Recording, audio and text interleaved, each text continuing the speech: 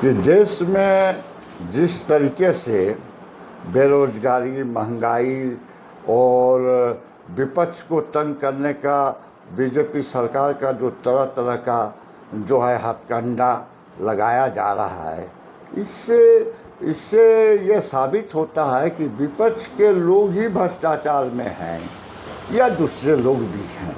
इससे तो लोग त्रस्त हैं। क्या बीजेपी में भ्रष्टाचारी लोग नहीं हैं? उसका उदाहरण हम देना चाहते हैं कि बीजेपी में बहुत बड़े बड़े नेता महाराष्ट्र के जो है शिंदे जो है वो जो है पहले भ्रष्टाचार में लिप्त था, उसका फाइल भी चल रहा था, और फिर जब वो बीजेपी में आ गया तो सब फाइल बंद हो गया, और उसके बाद उसको उप मुख्यमंत्री, मुख्यमंत्री लोगों को तरह तरह बना देता है। जिसका फाइल चलता है ईडी, सीबीआई के यहाँ, ईडी के यहाँ, वो फाइल बंद हो जाता है, गुम हो जाता है। कहने का मतलब कि आपका कहना है कि अन्य दल में जो लोग हैं वो भ्रष्टाचारी हैं, और कल यदि वो बीजेपी में शामिल हो जाते हैं तो उनका भ्रष्टाचार साफ हो जाता है। वो जो है वॉशिंग मशीन में डाल कर उसको साफ करके बीजेपी साफ कर देता है, यही मेरा कहना है। अच्छा है ना? तो इस बार लोकसभा चुनाव में आपका इंडिया गठबंधन को कितना सीट मिलने का उम्मीद है? इंडिया गठबंधन को तो हमको जो अनुमान, अपना अनुमान है, इंडिया गठबंधन को कम से कम पूर्ण बहुमत जो है इंडिया गठबंधन से सरकार बनाएगी, ये हमको पूरा आशा और भरोसा है। चूँकि देश में बेरोजगारी है, महंगाई है, और जो है तरह तरह का कोई रोजगार नहीं है, और रोजगार के अभाव में लोग दूसरे जगह पलायन करते हैं। नौजवान को जो है दिग्भ्रमित किया जा रहा है जात के नाम पर, कभी हिंदू मुसलमान के नाम पर, तरह तरह का जो है ये पर। इससे देश तो मजबूत नहीं होगा। देश को मजबूत करने के लिए, यहाँ का देश के भविष्य को देखने के लिए, उसके लिए योजना बनना चाहिए, उसके लिए इंडस्ट्री लगना चाहिए, उसके लिए उद्योग धंधा लगना चाहिए। आपको याद होगा कि हम तो देखे हैं जिस समय यहाँ पर इंदिरा जी का आज देन है कि हमारा यहाँ कोयला उद्योग है। यहाँ के मजदूर, विशेषकर इस ग्रामीण क्षेत्र के मजदूर वहाँ कोयला काटने में जाते थे, और बिहार के भी लोग बहुत थे, लेकिन उस समय मजदूर जब दब जाता था, जब प्राइवेट था, तो उसका कोई रिकॉर्ड नहीं होता था। तो उसको देखते हुए इंदिरा जी जो है इसका नेशनलाइजेशन किए, और उससे यहाँ के लोगों को विकास हुआ। यहाँ के लोगों को, जो लोग जो है मजदूरी करते थे, सबको परमानेंट नौकरी मिला, और परमानेंट होने के बाद यहाँ के लोगों का, विशेषकर हरिजन वर्ग के लोग, चूँकि कोयला काटने में विशेषकर दबे कुचले लोग ज़्यादा थे, चूँकि कोयले के अंदर में कोई जाना नहीं चाहता, तो वही बैकवर्ड क्लास के लोग, हरिजन वर्ग के लोग उसमें मजदूरी में जाते थे। उन लोग का आज दशा दिशा अगर सुधरा कोयला उद्योग में, तो ये देन इंदिरा गांधी को जाता है, ये इंदिरा गांधी का देन है। अच्छा, वो लोग कह रहे हैं क्या हमने 370 ख़त्म किया और 550 से चला आ रहा बाबरी मस्जिद का विवाद को समाप्त करते हुए हमने भव्य राम मंदिर बनाया। क्योंकि आज के डेट में इन्हीं दो मुद्दे को लेकर जनमानस के पास जा रहे हैं, आपका इसमें क्या कहना है? मेरा इसमें कहना है सच्चाई है। राम के तो सब हम लोग भक्त हैं। राम जी हमारे जो है सर्वमान ईश्वर हैं, और राम जी को कौन नहीं मानता है। इसका उदाहरण हम देना चाहते हैं कि पहला आदमी था, उसका ताला खुलवाने वाला कौन था? उसका ताला राजीव गांधी ने खुलवाया था। उसका शुरुआत अगर सही नींव बोलिएगा तो राजीव गांधी ने डाला है ना, उसका ताला राजीव जी ने खुलवाया था। ये बात जरूर है कि हमारा जो है प्रचार तंत्र कम है, कमज़ोर है। हम बहुत काम करते हैं, और कहीं ना कहीं संगठन में भी कुछ कमजोरी है। जितना ताकत से कार्यकर्ता हमको पैदा करना चाहिए, उतना मुस्तैदी से हम कार्यकर्ता देश में खड़ा नहीं कर पा रहे हैं, जिसके चलते हमारा जो काम का भावना है, जो काम हम करते हैं, उसको भी हम मार्केटिंग नहीं कर पाते हैं। मार्केटिंग में हम कमज़ोर हैं। बाकी कहीं हम कमज़ोर नहीं हैं। हम लोग जो है यूपीए का बीच में जो है मनमोहन सिंह का सरकार में 10 साल हम लोग शासन किए, उसमें क्या वो कहता है ये वाला जो योजना चला मनरेगा योजना, मनरेगा योजना जो चला उससे हमको लाभ भी मिला। 5 साल के जगह फिर 10 साल फिर दूसरा शासन में हम आने का सबसे बड़ा श्रेय है मनरेगा में मजदूर को काम मिलने लग गया, पलायन कम हो गया, उसका फिक्स हो गया रेट कि भाई इतना पैसा उसको देना है। तो इससे तो लोगों को देखिए यहाँ तो रोजगार की बात है। एक बात जरूर है कि राम जी का मंदिर बना है, अच्छी बात है। मंदिर सब चाहते थे कि मंदिर बने और मंदिर होना भी चाहिए, क्योंकि ये जो है हमारा आराध्य देवता हैं, तो ये तो हम इसका स्वागत करते हैं, ऐसी बात नहीं है। लेकिन उस मुद्दा को राजनीति में जोड़ना ये कहाँ का ये तो कोर्ट द्वारा निर्णय हुआ कि भाई राम मंदिर बनेगा, तो उसको मार्केटिंग में जितना आप कर सकते हैं कर रहे हैं। ये मुद्दा तो है बीजेपी के पास, लेकिन हम लोग जो है हमारा मुद्दा सब, चूँकि हम लोग धार्मिक भी हैं और हर वर्ग को हम बांटने का काम नहीं कर, सबको जोड़ने का काम, हमको जोड़ने का काम करना है। सभी वर्ग को जोड़ते हुए हम लोग आगे बढ़े हैं, है ना। अच्छा, आप अभी क्या मानते हैं कि हमारे देश में लोकतंत्र का अस्तित्व मजबूत है कि खतरे में? नहीं, लोकतंत्र तो खतरे में है, सच्चाई है। जहाँ इसके पहले भी 70 साल से सरकार चल रही है, उसमें बीजेपी के लोग भी आए, अटल जी भी प्रधानमंत्री रहे, है ना। लेकिन इस तरह का भावना, इस तरह का, अटल जी भी एक सम्मानित नेता थे, मैं उनको नेता मानता हूँ और उनका सोच था, अच्छी सोच थी और पक्ष और विपक्ष दोनों का वो जो है स्वागत करते थे, है ना। तो अच्छे नेता का ये गुण होना चाहिए कि भाई देश का विकास कैसे हो। अब पार्लियामेंट में आप समझिए, पार्लियामेंट में का बोलने का अधिकार भी आप ही कर रहे हैं कि 150 गो 70 गो पार्लियामेंट में सदस्य को निष्कासित करते रहे। अब बताइए ये कहीं कहीं का न्याय है ना। और मान लीजिए अगर कोई मुद्दा राहुल जी ने उठाया तो उसको पार्टी से पार्लियामेंट से निष्कासित कर दिया, तो कोर्ट बहाल किया कि फिर दोबारा हो। अच्छा ये बताइए, ठीक है हम लोग देखे हैं अटल जी का भी शासन, है ना। अटल जी जब एक बार बीमार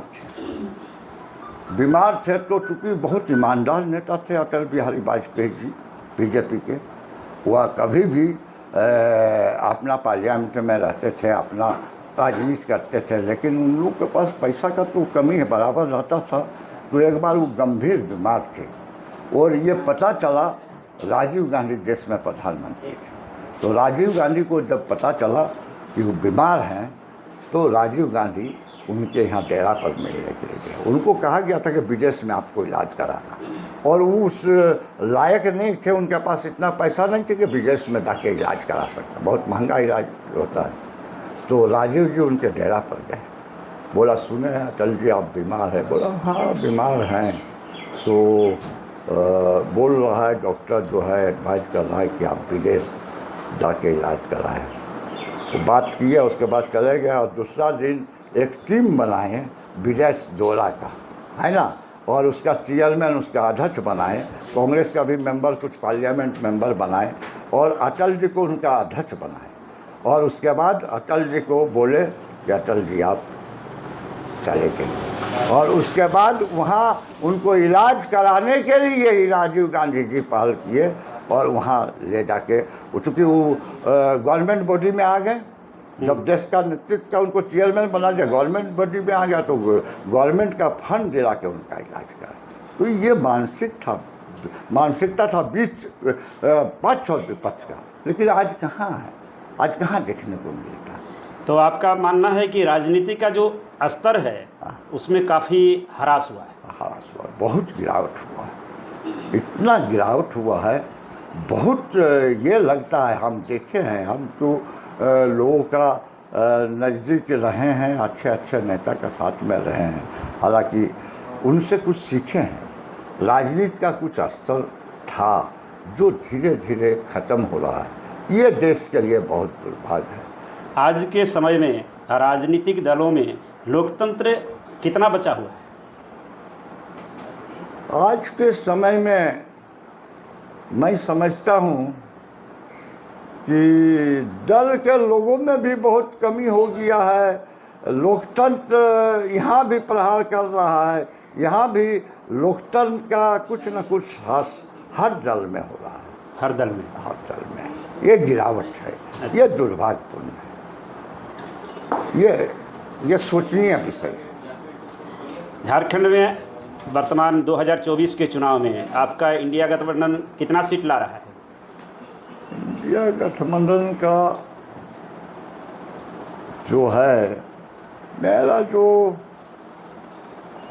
अनुभव कहता है उसके अनुसार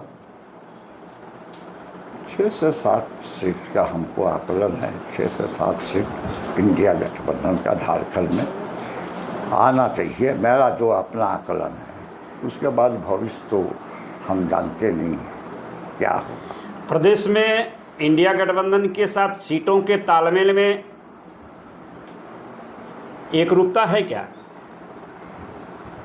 देखिए, देश क्या बोलेंगे, सीट का तालमेल जो है पूरा देश में एकरूपता हमको दिखाई नहीं है। नहीं, पूरा देश में नहीं। कहीं ना कहीं जो जिस स्टेट में जो मजबूत है, कहीं ना कहीं कांग्रेस पर लोग दबाव बनाए हैं। अच्छा। और कांग्रेस का ऐसा समय है कि मजबूरी में समझौता भी करना पड़ा। अच्छा। क्योंकि उस कांग्रेस का मंशा ये है, राहुल गांधी का मंशा ये है कि ये राजतंत्र का जो परिपाटी है, नरेंद्र मोदी जी का जो राजतंत्र का डंडा चल रहा है, इसको रोकना है। अच्छा। ये मेन मुद्दा था। इसलिए जब माने बड़ा दल होता है तो घर का जैसे गार्जियन बड़ा होता है, उसको छोटे लोग हर समय ये कहता, चूँकि उसको घर चलाना है, उसका सबका बात सुनना पड़ता है। और गार्जियन का रोल करने में, विपक्ष का गार्जियन का रोल करने के लिए कांग्रेस को समझौता में आना पड़ा। और लेकिन ये जो है, जहाँ पर मेरा क्रीम लोग थे, वो सीट भी मेरा समझौता में चला गया। अपने मन मुताबिक हम उसको भी नहीं कर पाए, लेकिन हमको तो देश को देखना है, इसलिए एकजुटता। तो आपके हिसाब से झारखंड में जो आपका दल को जो टिकट मिला है, इस टिकट बंटवारे में कुछ लोग नाराज़ हैं, इसको किस रूप में देखते हैं? नाराज हैं, देखिए, जो मान लीजिए हम इस रूप में देखते हैं, टिकट बंटवारा में जो कार्यकर्ताओं का भावना था, कार्यकर्ता जो चीज़ चाहता था, लोगों ने जब से टिकट बंटवारा का समय आया, लोग जो है तरह तरह का प्रयास किए कि 2-3 बार से हम लोग देखे हैं कि जो है बाहर से आदमी को थोपा गया, तो उसका रिजल्ट भी हम लोग देखें पार्लियामेंट में। तो इस बार लोगों का ये भावना था कि यहाँ का धनबाद लोकसभा के स्थानीय आदमी को, स्थानीय या धनबाद लोकसभा क्षेत्र का कैंडिडेट होना चाहिए कांग्रेस का। ये शुरू से पूरा जोर का भावना था कांग्रेस कार्यकर्ता। तो कहीं ना कहीं मान लीजिए, अब आलाकमान जो दे दिया तो उसको तो हम लोग मानेंगे, मानते हैं, है ना। लेकिन कहीं ना कहीं कार्यकर्ताओं का भावना को जो है सही ढंग से उसको नहीं लागू किया गया। इसका तो कहीं ना कहीं लोगों को थोड़ा बहुत मायूसी है, लेकिन हम लोग प्रयास में हैं उस मायूसी को हम लोग पाटने का काम करें। ये प्रयास में हैं, ये हम लोग का भावना है। धनबाद लोकसभा की प्रत्याशी श्रीमती अनुपमा सिंह हैं वर्तमान समय में, तो उनको आपके जो धनबाद और बोकारो में जितने कांग्रेस जन हैं, क्या सभी का पूर्ण सपोर्ट मिल रहा है?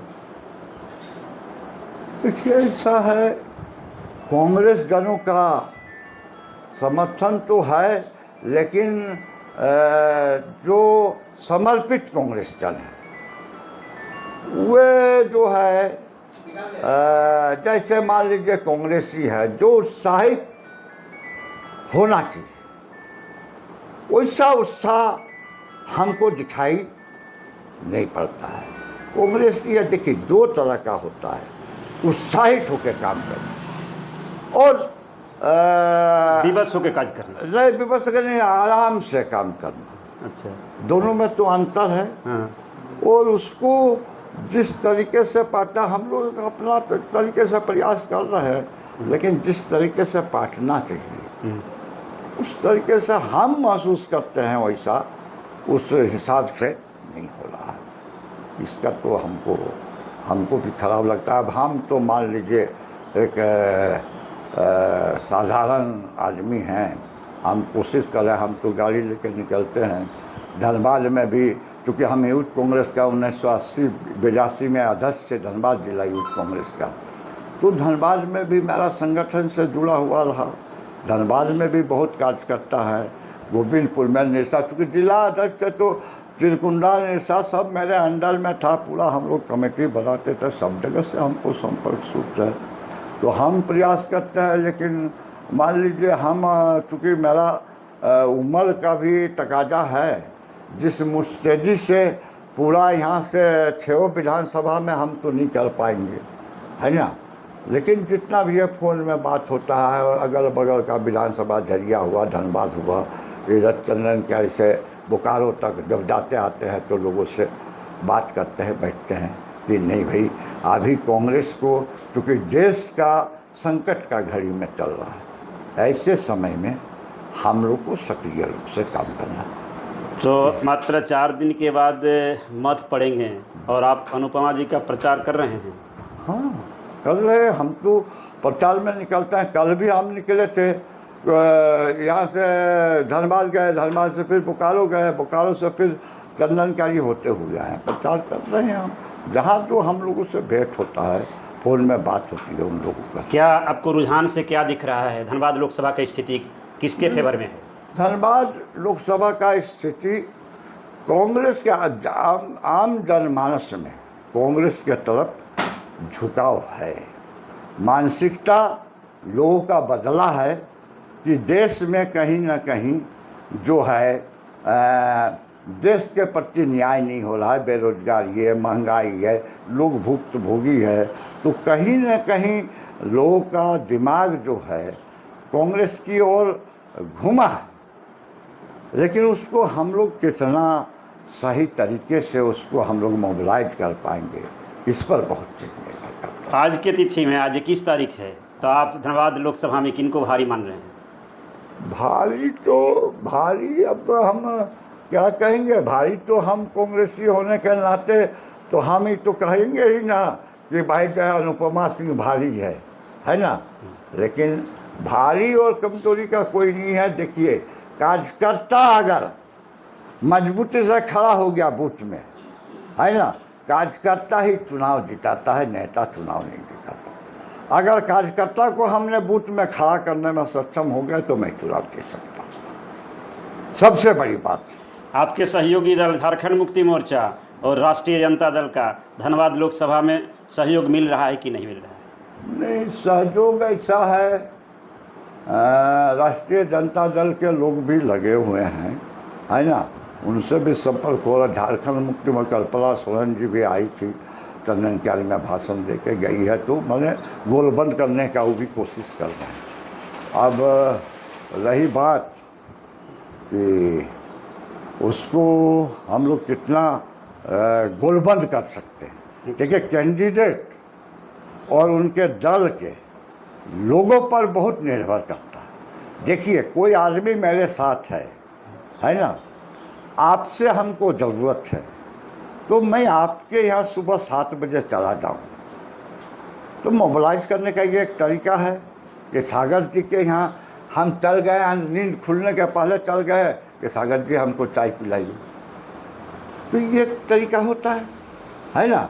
और एक तरीका ये होता है कि आप फ़ोन पर बुलाइएगा कि सागर जी आइए, है ना, आपसे कुछ बात करना है, तो अंतर है कि अंतर देखिए, राजनीति में मोबिलाइज करने का, दूरी को पाटने का, जनता को ऑर्गेनाइज करने का, ये कलाकारी है। संगठन को मजबूत करने का बहुत बड़ा तजुर्बा है। और संगठन जो है, संगठन को अगर आप सशक्त करना चाहते हैं तो इसके लिए आपको समय चाहिए। अब तो सब दल में गिरावट, हम ये नहीं कहते कांग्रेस में, सब दल में गिरावट आ गया। मोबाइल का ज़माना हो गया।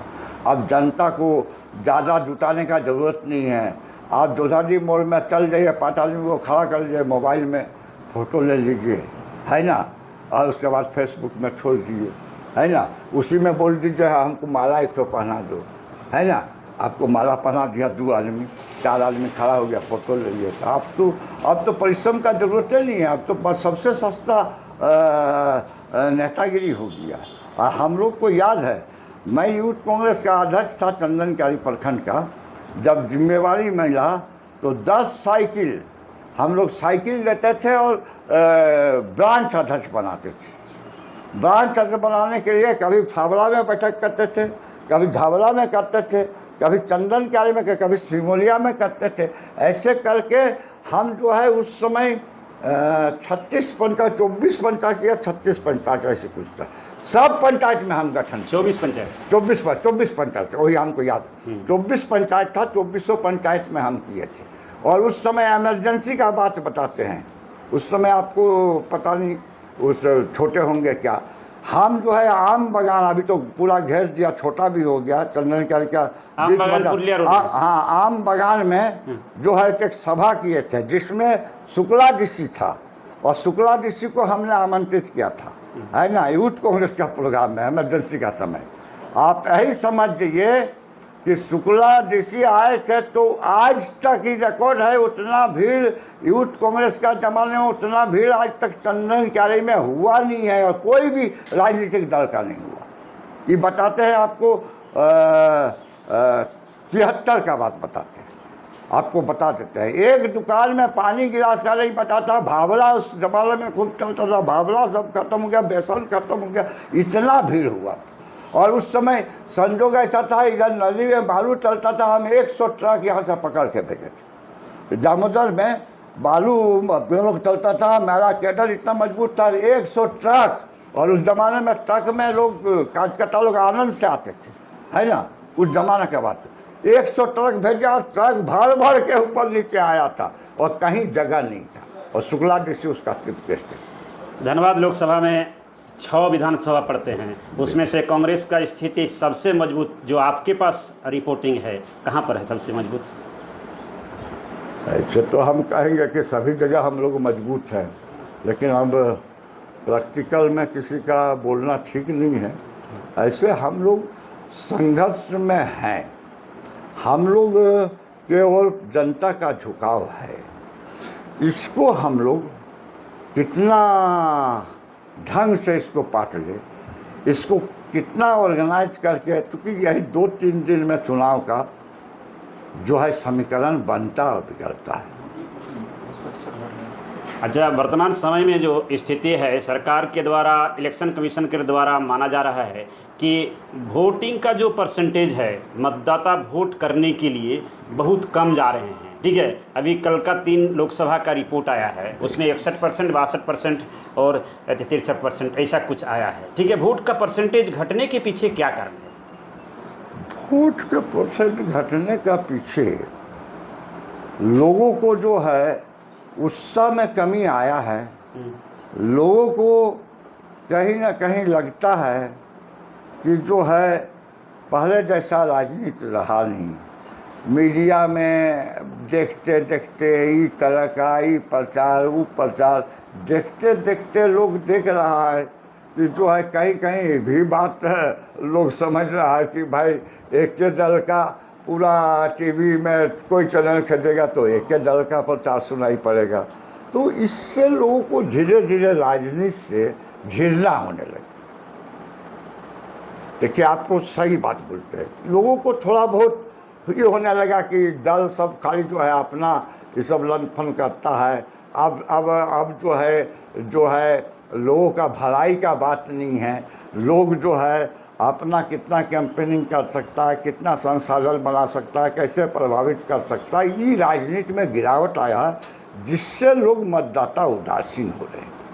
लोगों को राजनीति से, देखिए हम न्यूट्रल होकर बोला, हमको कोई ये नहीं, राजनीति से लोगों को धीरे धीरे जो है आम जनमानस का मोह माया भंग हो रहा है।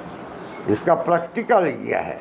लोगों को लगता है चलो अब बेचारा क्या जो है सब सारा एक है ना, सब एक है, सब लोग अपना अपना जो है राजनीति के लिए सिर्फ गोटी सकता है, उसका जनता से तो आप धनबाद लोकसभा की जनता, चंदन कियारी विधानसभा की जनता से आप क्या अपील करते हैं? नहीं, हम अपील करते हैं कि यहाँ के जनता से मैं अपील करूँगा कि मैं 35 साल कांग्रेस पार्टी का सेवा किया हूँ और मैं छोटे छोटे पद पर जिला अध्यक्ष रहे हैं, रेलवे का सलाहकार समिति के सदस्य रहे हैं। जितने भी इस क्षेत्र के लोग हैं, हमसे कहीं ना कहीं जो भी काम के लिए आया है, हम ईमानदारी पूर्वक जितना हो सका भरसक हम काम किए हैं लोगों का।